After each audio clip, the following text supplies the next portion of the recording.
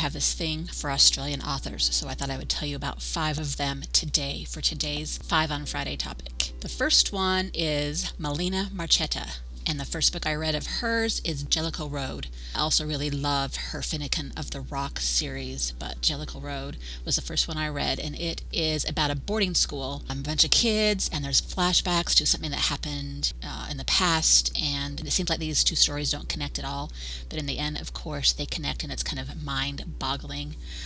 This one, I really loved both the plot and the characterization. It's just really so good, and if I remember right, you're going to want some tissues at the end of this one. Another one that's really popular right now is Leanne Moriarty. My book club absolutely goes crazy for her. I've read several of her books. She writes kind of plot twisty, suspense type kind of novels. I don't really know how to describe them.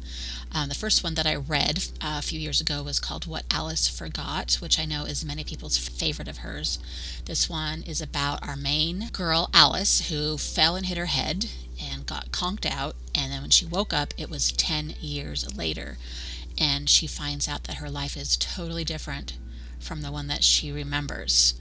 And so she has to figure out like what's going on, what happened, why things are so different. There's a lot to think about and ponder. It's really crazy, and there's this mystery, and yeah, it's just really good. An older kind of blast from the past author from Australia is Colleen McCullough. She was really popular back in the day. I don't know if she did anything else that blew people's minds, but I just looked her up, and she did pass away in 2015, so it's been a while. Her famous book is The Thorn Birds, and I read this one when I was really young just because everyone was talking about it. I can't remember how young I was. I was probably just barely old enough to be old enough for it. Like, I don't know, maybe 14 or something. I don't know.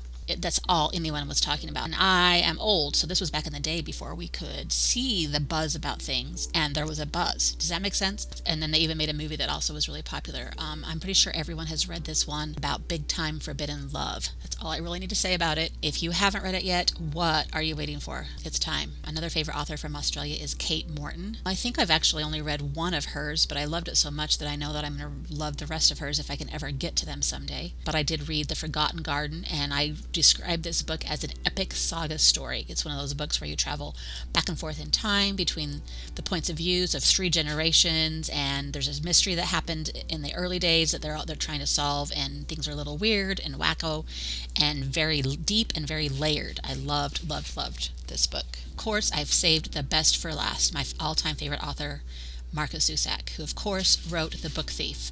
And this story takes place in Nazi Germany with our girl Liesel, who is trying to survive everything that's happening there. And it remains one of the most powerful stories I have ever read, like ever.